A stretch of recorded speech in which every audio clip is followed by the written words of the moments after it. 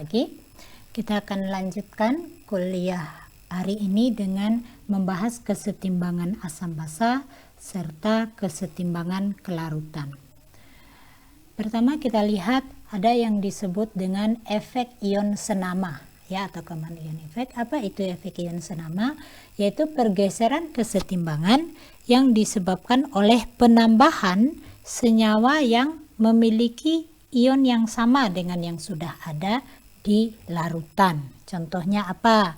Nah, kita akan lihat nanti adanya ion senama ini akan menurunkan kelarutan ionisasi dari suatu asam atau basa lemah. Nah, di sini kita contohnya kalau kita punya garam ya, natrium asetat CH3COONa adalah suatu garam yang larut dalam air sehingga dia terionisasi sempurna, makanya dia adalah suatu elektrolit yang kuat. Dan asam lemah, asam asetat CH3COOH. Kita lihat garam akan terionisasi seperti ini. Anda lihat ini terionisasi sempurna ya, bukan reaksi kesetimbangan.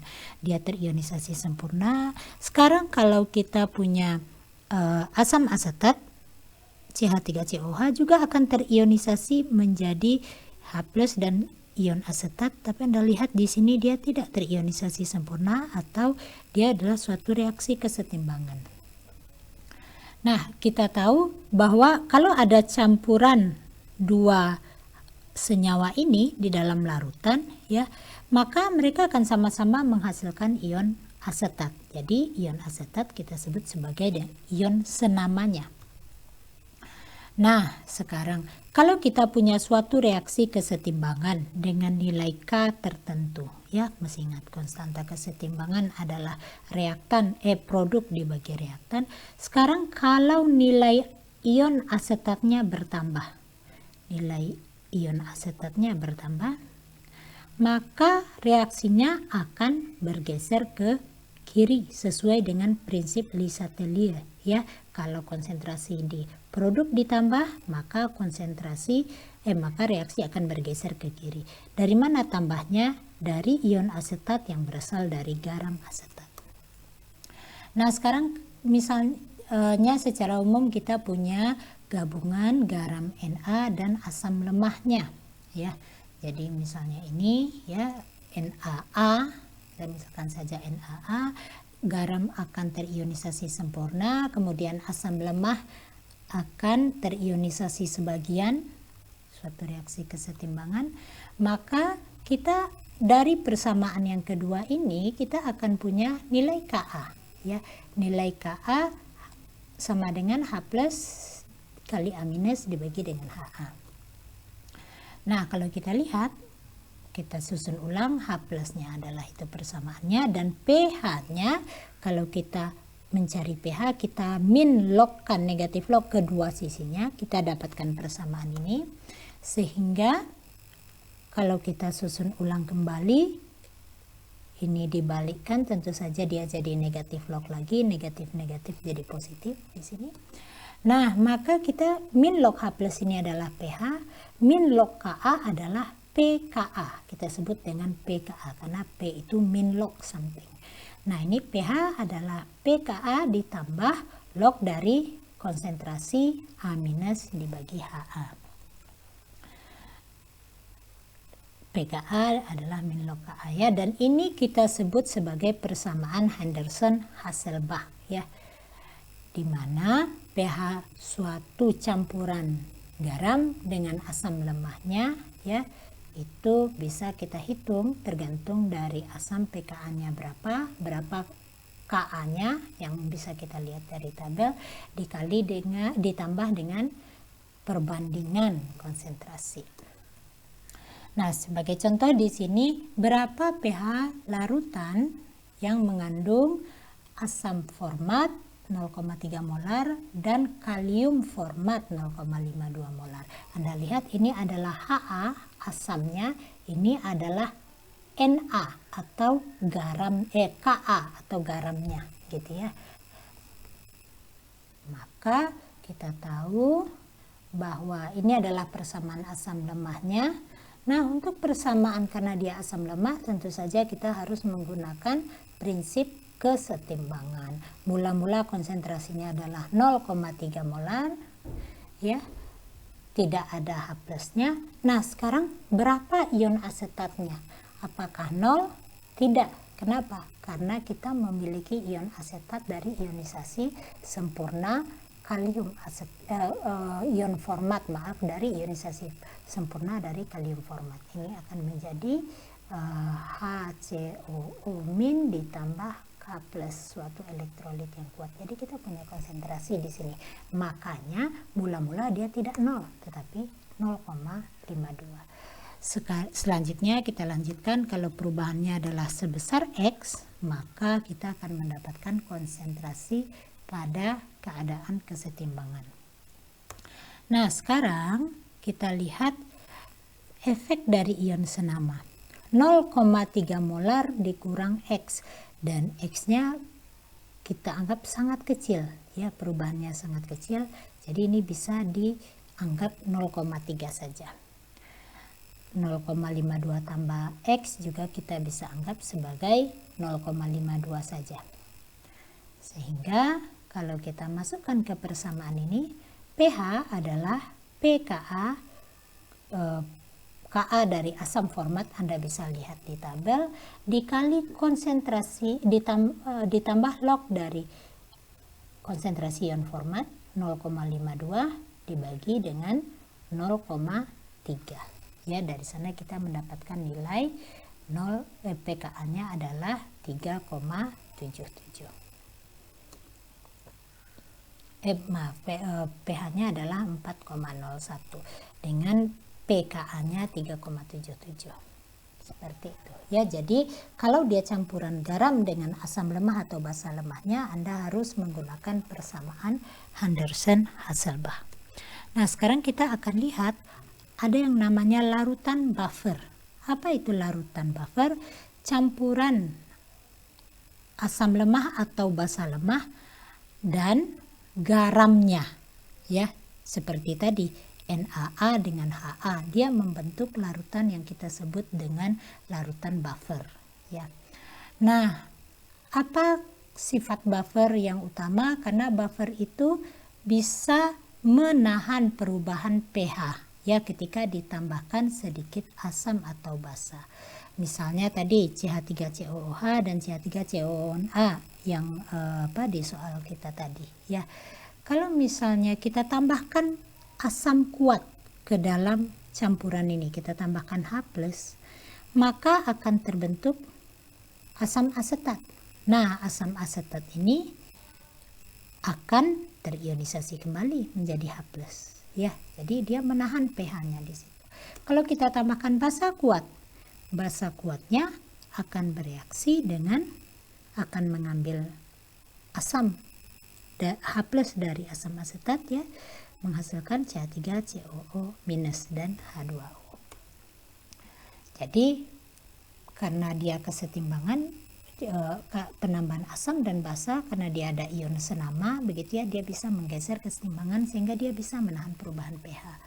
Nah, ini contohnya, ya, kalau kita punya campuran buffer, ya, larutan buffer pada pH 5 katakan tadi, ya, misalnya kita punya pH 5, kalau kita tambahkan HCl, sedikit HCl, ini mol HCl, kita tambahkan 0,2, 0,04, 0,06 dan seterusnya, Anda lihat pH-nya tetap, dia tidak menjadi lebih asam. Beda dengan kalau kita punya air pada pH 7, kita tambahkan sedikit saja HCl, pH-nya pasti akan langsung berubah drastis. Kemudian perubahan sedikit akan terus meningkatkan keasamannya atau menurunkan pH-nya. Nah, sekarang mana yang merupakan buffer, A, B, atau C? Buffer, ingat, campuran asam atau basa lemah dengan garamnya, ya, atau dengan basa konjugasinya. Kita lihat di sini KF dengan HF. Apakah buffer? Nah, iya, jadi ini adalah buffer. KBr dengan HBr. Apakah buffer? Tidak buffer, karena HBr adalah asam kuat, hanya untuk asam lemah. Bagaimana dengan C? Ya, itu adalah buffer karena ini adalah asamnya dan ini adalah basa. Ini adalah asam HCO3- itu adalah asam konjugasi, asam konjugasinya, dan ini adalah basa lemah. Nah, selanjutnya contoh lagi, silakan Anda kerjakan. Hitung pH dari campuran amonia dan amonium klorida. Ya, berapa pH setelah penambahan 20 mili 0,05 molar NaOH ke dalam 80 ml buffer tersebut. Silakan Anda kerjakan dan pause dulu videonya. Nah, kalau kita lihat jawabannya di sini, ini adalah suatu garam, ya, suatu asam konjugasi dari NH3. Dia bisa menjadi H+ dan NH3. Nah, di sini kita lihat pH adalah pKa ditambah log konsentrasi NH3 dibanding NH4+. Kita lihat pH-nya adalah pKa dari NH4+. Ini Ka-nya Anda bisa lihat di tabel nilai Ka dari NH4+.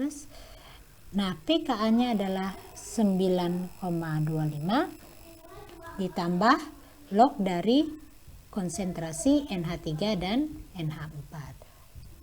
Maka pH-nya adalah 9,17. Sekarang kalau kita tambahkan NaOH sebanyak 0,05 molar, ya. Nah, jadi kalau awalnya kalau kita punya 0,029 mol NH4+, Anda bisa hitung ya dari mol itu adalah konsentrasi dikali dengan volume, ya.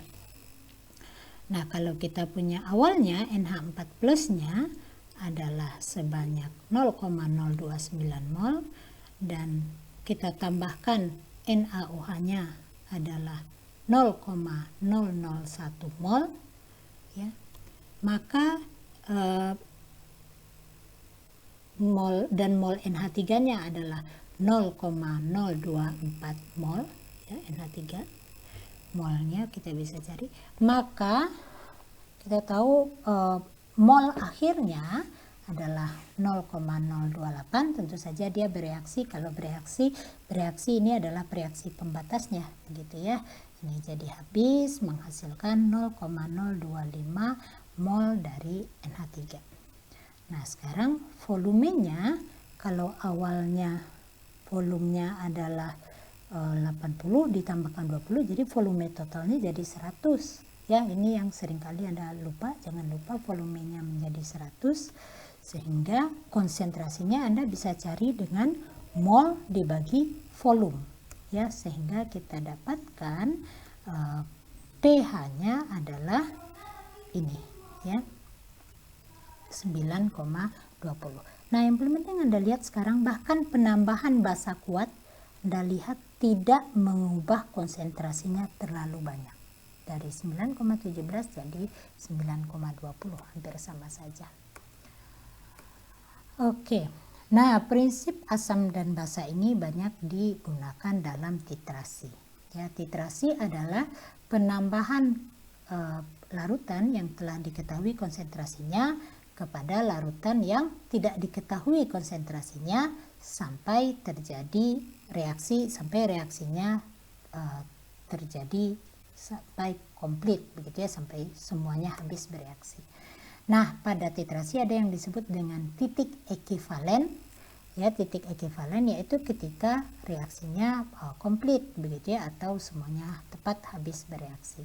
Nah, untuk mengetahui titik ekivalen ini biasanya kita tambahkan suatu indikator, ya, yang sedikit saja tapi begitu sangat sensitif terhadap pH. Kalau pH berubah, dia langsung berubah warna. Jadi sangat mudah untuk melakukan titrasi di laboratorium.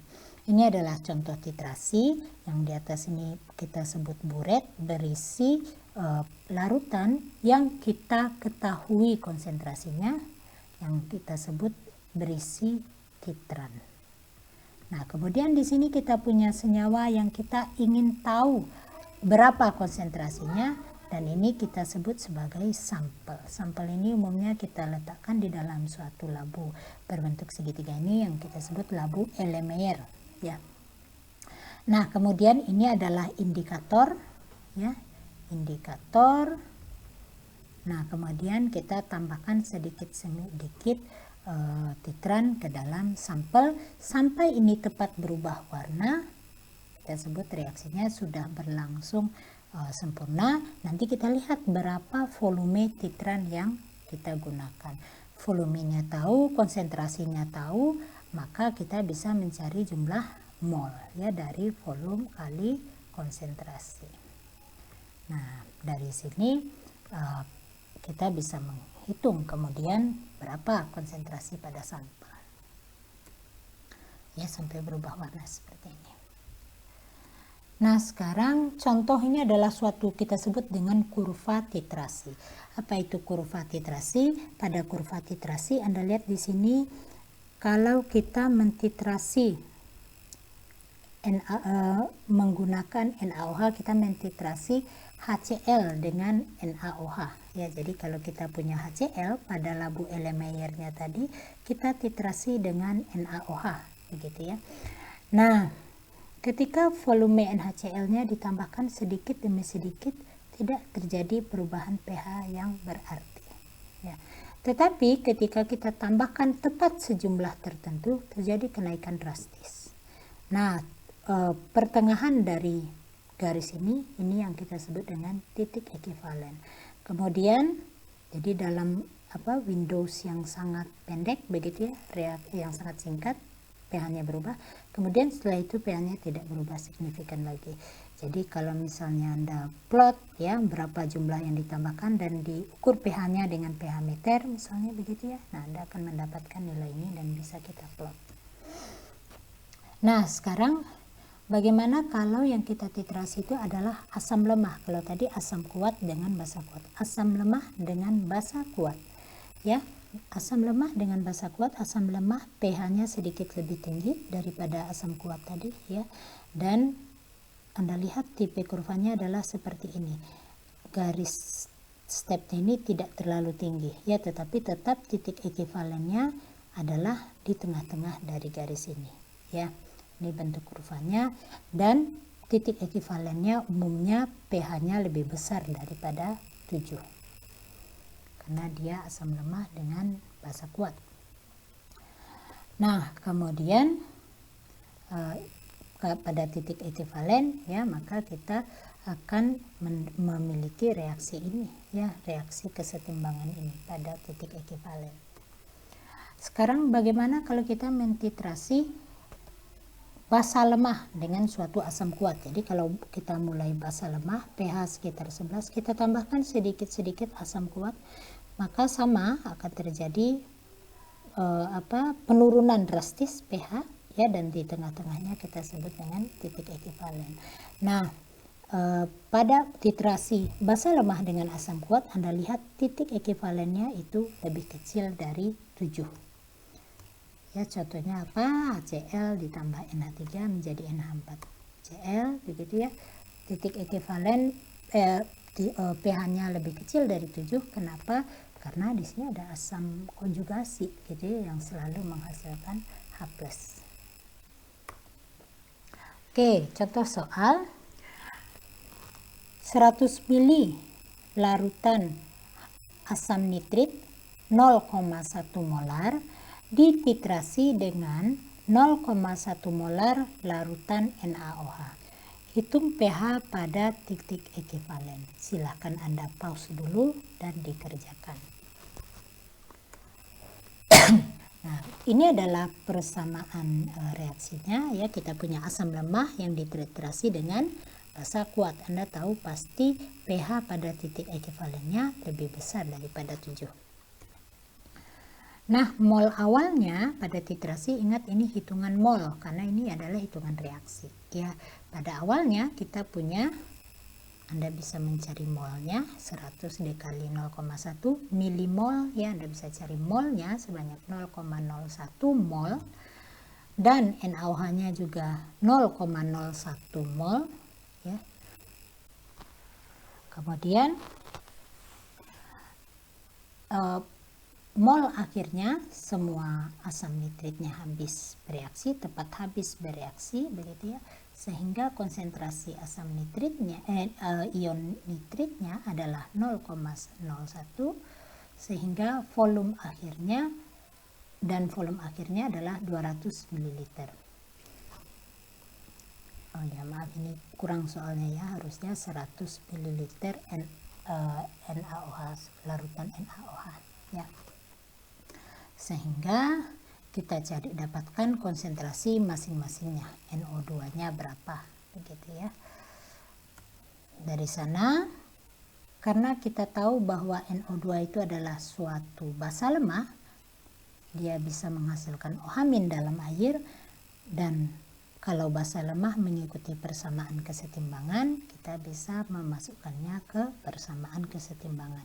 Mula-mula bereaksinya X ya, dan pada kesetimbangan kita memperoleh persamaan seperti ini ya.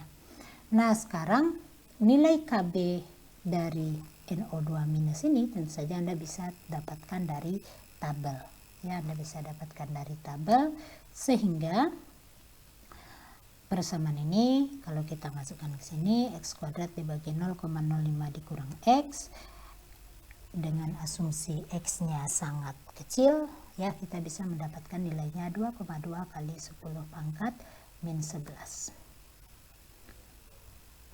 sehingga X-nya adalah 1 sekian, pH-nya kita bisa hitung sebagai 8,02, dan ini sesuai dengan prediksi kita, pH-nya pasti lebih besar dari 7. Nah, dari tadi kita bicara indikator, yaitu zat yang ditambahkan sedikit tetapi dia bisa berubah warna, yaitu zat yang sangat sensitif terhadap pH. Nah, H-in, jadi indikator itu umumnya adalah suatu asam lemah ya, yang mana dia membentuk kesetimbangan juga ya. Kalau perbandingan ini, asam lemahnya berbanding dengan basa konjugasinya itu lebih besar dari 10, maka warna dari asamnya akan mendominasi. Tetapi kalau kecil dari 10, maka warna dari basa konjugasinya yang mendominasi. Kalau dia kecil dari 10, kalau besar dari 10 ya yang atasnya yang mendominasi, katanya begitu. Nah, kita lihat sekarang ada berbagai macam indikator. Ada indikator timol biru, bromofenol biru, methyl orange, dan sebagainya. Dan yang paling sering yang akan Anda dengar itu adalah phenolphthalein. Nah, ini adalah warnanya dalam asam dan dalam basa, sehingga dan ini adalah pH, rentang pH di mana dia akan berubah warna ya, berubah warna. Jadi dia berubah warna dari warna asamnya ke warna basanya, kurang lebih begitu yang terjadi.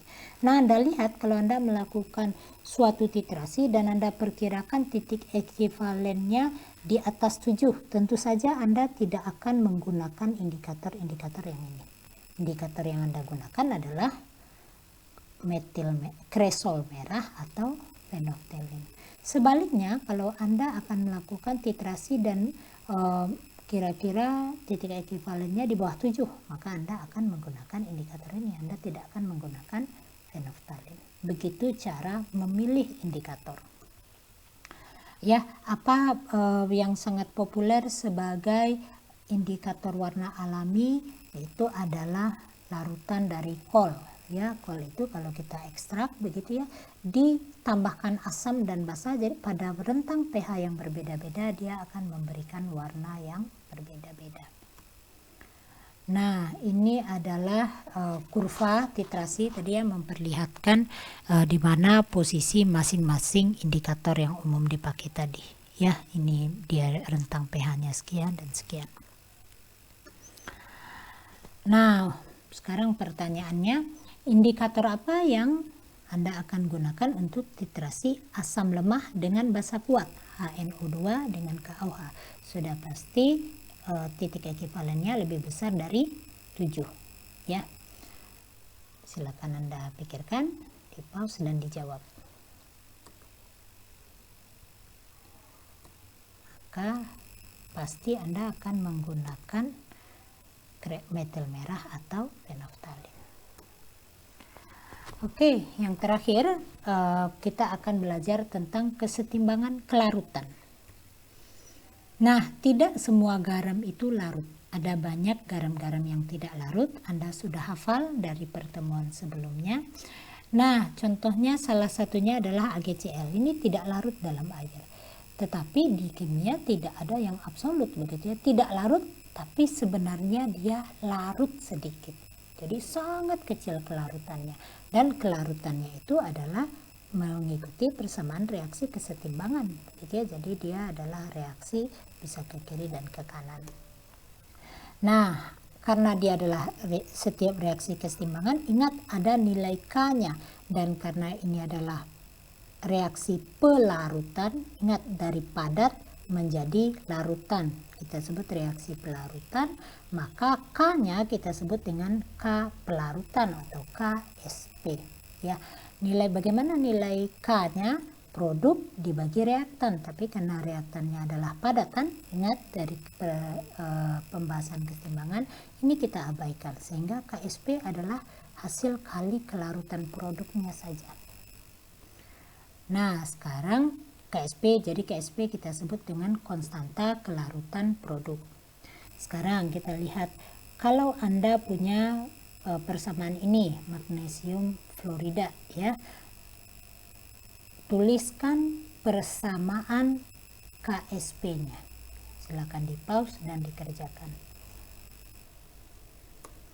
Nah, ini adalah persamaannya. Ya, ingat koefisiennya menjadi pangkatnya pada persamaan kesetimbangan. Begitu juga dengan ini, selanjutnya silakan Ag2CO3 menjadi 2Ag plus dan CO3 2 minus. Silakan Anda pause dan tuliskan persamaan kesetimbangannya. Oke. Selanjutnya Ca3PO4 2 kali ya. Silakan Anda pause dan tuliskan persamaan kesetimbangannya.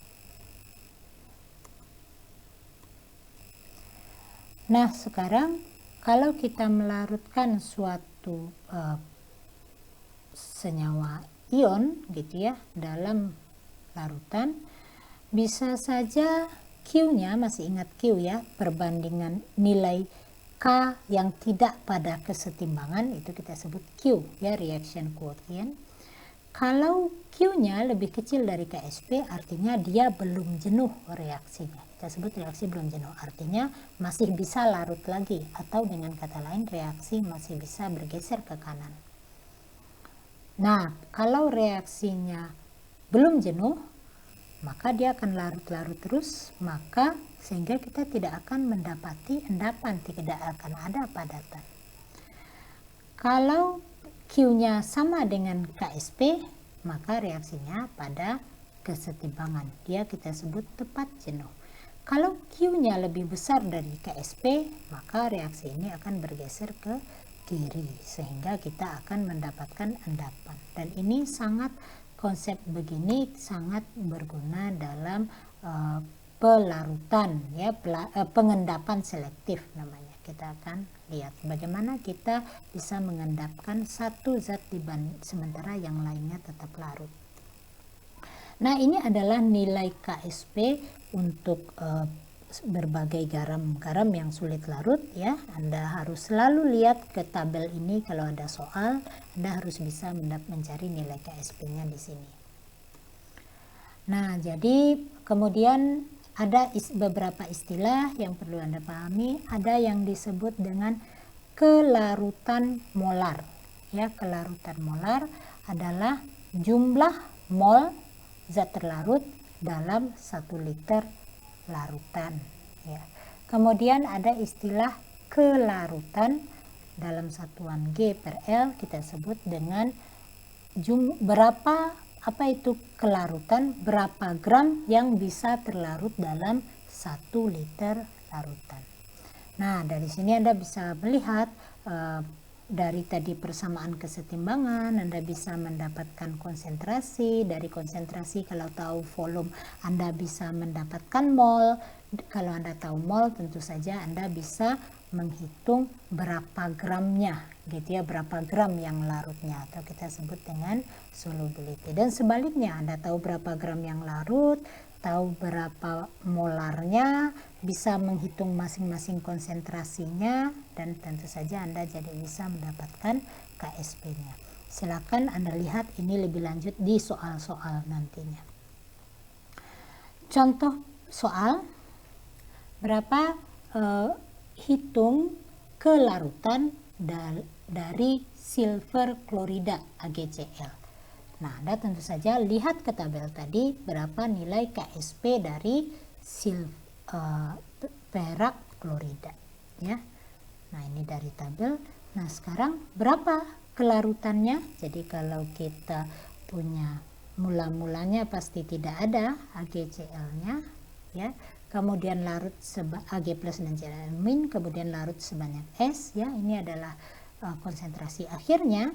Maka kalau kita masukkan ke sini ke persamaan KSP, kita bisa mendapatkan KSP ini adalah persamaannya adalah sama dengan S kuadrat, ya, dan nilainya Anda tahu, sehingga tentu saja Anda bisa mendapatkan nilai S-nya. Ingat, ini adalah nilai S dalam konsentrasi, ya, jadi dalam satuan molar. Sekarang kalau Anda mau cari berapa gram per liter, tentu saja Anda harus mengalihkan dengan mR-nya, ya. Jadi Anda bisa Anda kalikan dengan mR-nya, sehingga Anda mendapatkan apa yang kita sebut dengan kelarutan molar. Nah, dengan demikian saya harapkan bisa mengerjakan sendiri, ya, untuk berbagai KSP. Anda bisa menentukan rumus sendiri sehingga Anda mendapatkan hubungan ini. Tentu saja rumus ini bukan untuk Anda hafal, tetapi Anda bisa mengerjakan sendiri dari persamaan kesetimbangan seperti ini. Kalau dia 2 Ag, tentu saja di sini 2S, dan dia menjadi 2S pangkat 2 di persamaan KSP dan seterusnya, ya. Silakan berlatih. Pertanyaan selanjutnya, 2 mili larutan NaOH 0,2 molar ditambahkan ke dalam 1 liter CaCl2 0,1 molar. Apakah akan terbentuk endapan? Nah, sekarang kita harus mencari dulu Q-nya lebih besar, sama, atau lebih kecil daripada KSP-nya. Dan nilai KSP kan Anda tahu dari tabel, ya. Nah, kita lihat di sini. Ketika Anda menambahkan NaOH tambah CaCl2, tentu saja dua-duanya adalah garam yang larut. Yang tidak larut itu adalah hasilnya, ya, CaOH 2 kali. Satu-satunya kemungkinan garam yang tidak larut di sini. Artinya garam yang bisa mengendap. Jadi yang penting kita lihat di sini nilai Q-nya berapa. Kalau kita lihat, ini adalah konsentrasi Ca2+ dan konsentrasi OH-nya. Ya, maka Q-nya tentu saja adalah konsentrasi. Jadi kalau Anda CaOH 2 kali menjadi Ca2+ ditambah 2OH-, ya, tentu saja persamaan Q-nya adalah Ca2+ dikali konsentrasi OH-nya dikuadratkan, ya, OH- dikuadratkan, sehingga sama dengan 1,6 kali 10⁻8. Sekarang Anda bandingkan saja dengan data di tabel, KSP-nya adalah 8 kali 10⁻6, sehingga Q-nya lebih kecil dari KSP, ya. Dengan demikian kita simpulkan tidak akan ada endapan yang terbentuk. Selanjutnya, berapa, nah ini soal seperti ini akan sering sekali di ujian, berapa konsentrasi Ag yang dibutuhkan untuk mengendapkan AgBr, hanya AgBr dari larutan yang mengandung Br dan Cl pada konsentrasi 0,02 molar. Artinya kita harus menambahkan Ag-nya pas hanya untuk mengendapkan Br saja, sementara Cl-nya tetap larut. Dari sini kita juga tahu bahwa Ksp AgBr atau kelarutan AgBr pasti lebih kecil dari kelarutan AgCl. Kenapa? Karena dia lebih mudah mengendap. Sehingga kalau kita punya AgBr di sini ya, Ksp-nya 7,7 kali 10 min 13 dan Ksp-nya adalah Ag plus dikali Br min dari persamaan ini.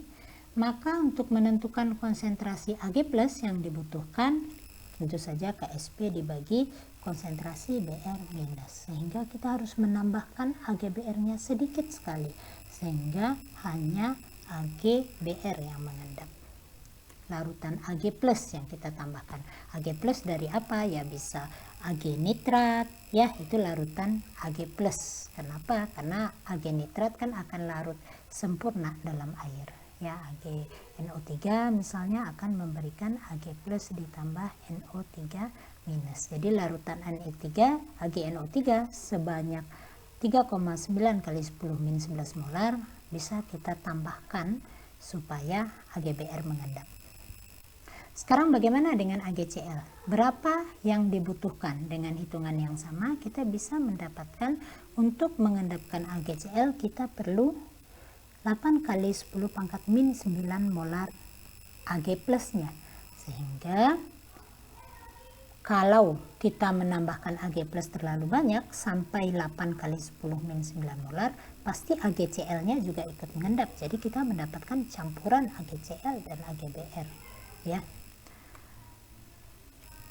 Jadi supaya hanya AgBr yang mengendap, konsentrasi Ag plus yang ditambahkan harus lebih dari ini, karena kalau 3,9 hanya membuat dia tepat jenuh, belum mengendap. Tetapi harus kecil dari 8 kali 10 min 9. Kenapa? Karena kalau 8 kali lebih dari 8,10 min 9 nanti AgCl-nya ikut-ikutan mengendap. Nah, sekarang pengaruh dari ion senama. Ya, kita lihat apakah dia berpengaruh ke kelarutan. Jawabannya iya. Kenapa? Ingat di awal-awal tadi ion senama mempengaruhi kesetimbangan. Sekarang hitung berapa kelarutan molar AgBr ya dalam air atau dalam larutan NaBr. Jadi ingat, kalau dalam larutan NaBr ada ion senama, ada ion Br minus di dalam larutannya. Nanti dia akan menggeser kesetimbangannya. Pertama kita lihat dulu, ini AgBr adalah nilai Ksp-nya sekian. Ya, kita bisa menghitung kelarutan molar. Artinya kelarutan molar ya kelarutan dengan satuan molar. Ya, 8,8 kali 10 min 7. Sekarang kalau kita punya NaBr dengan konsentrasi Br tertentu, kalau kita masukkan ke persamaan ini tidak 0 lagi, tetapi 0,001. Ada konsentrasi mula-mulanya ya. Sehingga dia akan menggeser kesetimbangan ke kiri karena kita menambahkan produk di sini. Maka kalau menggeser kesetimbangan ke kiri artinya kelarutannya tentu saja menjadi lebih kecil ya, karena menggeser ke kiri lebih senang membentuk endapannya lagi. Sehingga kalau kita hitung di sini Ksp-nya adalah konsentrasi Br minus dikali konsentrasi Ag plus. Ksp-nya diketahui, S-nya kita akan cari. Kita dapatkan S-nya adalah 7,7 kali 10 pangkat minus 10. Anda bisa lihat ini nilai ini lebih kecil ya, lebih kecil daripada dalam air. Nah, pH dan kelarutan sama tadi seperti ion senama. Kalau zatnya mengandung H+ atau OH- tentu saja mengubah pH itu akan mengubah kelarutan juga. Nah, misalnya kalau kita punya basa yang tidak larut, Tapi kalau kita larutkan di dalam asam, itu dia akan menjadi larut. Misalnya MgOH 2 kali, suatu garam yang tidak larut, ya, reaksi kesetimbangannya seperti ini. Kecil sekali kelarutannya. Tapi kalau kita larutkan dalam asam, artinya ada asam, ada H+ di dalam larutan itu, maka H+ ini akan bereaksi dengan OH- membentuk H2O. Dengan kata lain, OH- akan terus berkurang karena bereaksi dengan H+, sehingga reaksinya bergeser ke kanan. Makanya kalau kita punya basa, dia kelarutannya akan semakin besar di dalam asam. Itu yang terjadi. Nah, kalau secara matematikanya bagaimana, kita bisa lihat persamaan KSP-nya. Nilai ini Anda bisa dapatkan dari tabel. Nah, kita bisa menghitung nilai S atau kelarutan molarnya di sini sebesar 1,4 kali 10-4 molar. Sekarang berapa OH-nya? Konsentrasi OH-nya tentu saja Anda juga tahu adalah 2S, ya, karena lihat persamaannya di sini 2S. Itu adalah kelarutan OH-nya. Dengan pOH-nya bisa Anda hitung sebagai 10,45. Pada pH lebih kecil dari 10,45, maka OH-nya akan bereaksi dengan H+. Artinya kalau kita tambahkan asam, kalau kita turunkan konsentrasi OH-nya dengan menambahkan asam, begitu ya. Nah, maka dia akan bereaksi membentuk H2O, karena kalau ini diturunkan jumlahnya bereaksi tadi, maka dia akan meningkatkan kelarutan dari MgOH 2 kali. Kalau kita tambahkan OH- atau pH-nya lebih besar, ya, sehingga justru akan menggeser kesetimbangan ke kiri, akan membentuk endapan, atau dengan kata lain dia ion senama, ya, dia menjadi lebih susah larut, ya, atau menurunkan kelarutan dari MgOH 2 kali. Nah, sedikit lagi ini pengetahuan saja untuk Anda. Pada dasarnya kesetimbangan saja, ya, pada dasarnya reaksi kesetimbangan yang lain. Dalam hal ini kita punya CO2+ dengan 4Cl-, 4Cl- ini akan membentuk suatu yang kita sebut dengan kompleks, ya, ion kompleks. Apa itu ion kompleks? Ada logamnya, kemudian terikat pada molekul atau ion yang lain. Itu kita sebut dengan ion kompleks, ya. Intinya di sini ada logam. Nah, ini juga reaksi kesetimbangan. Anda lihat, karena ini reaksi kesetimbangan, tentu saja juga ada nilai K. Kita sebut sebagai nilai K, konstanta kesetimbangan, tapi karena ini dia adalah pembentukan kompleks, disingkat sebagai KF, gitu ya. Konstanta atau disebut juga konstanta kestabilan dari ion kompleks tersebut. KF tentu saja Anda bisa, dari sini Anda bisa menuliskan persamaan kesetimbangannya. Nah, sekarang Anda lihat, kalau KF-nya besar, artinya akan senang membentuk ion kompleks, ya, kalau KF-nya besar, karena konsentrasi ion kompleksnya juga besar, jadi dia lebih stabil, kita sebut ion kompleksnya menjadi lebih stabil, ya. Nah, ini adalah contoh ion kompleks, dan umumnya kompleks yang ada logamnya itu bagus sekali dalam kimia karena dia berwarna umumnya, ya. Jadi ini adalah kompleks dengan H2O, ini adalah kompleks dengan Cl, warnanya berbeda, jadi sangat memudahkan untuk diamati. Oke, ini adalah nilai-nilai KF dari beberapa kompleks. Selalu ingat, pada dasarnya ini reaksi kesetimbangan saja, ya, sehingga berlaku pula persamaan-persamaan kesetimbangan. Nah, ini jadi Anda sudah tahu tadi KSP, ya. KSP itu nilainya berbeda-beda. Apa yang ditunjukkan oleh KSP, semakin besar KSP-nya, ya, kelarutannya semakin besar, artinya dia makin mudah larut, dengan kata lain makin susah mengendap. Sebaliknya, yang KSP-nya sangat kecil itu artinya dia lebih mudah mengendap atau lebih sukar larut. Nah, berdasarkan itu kita bisa mengatur-atur konsentrasi tadi ya, supaya hanya yang tertentu saja yang mengendap dan yang lain tidak. Selain itu, penggunaannya ada yang kita sebut dengan analisis kualitatif ya. Apa itu analisis kualitatif?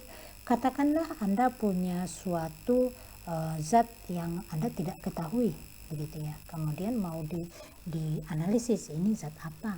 Nah, kalau dia mengandung, Anda harus memutuskan misalnya dia kira-kira apa ya kationnya gitu ya, mengandung apa.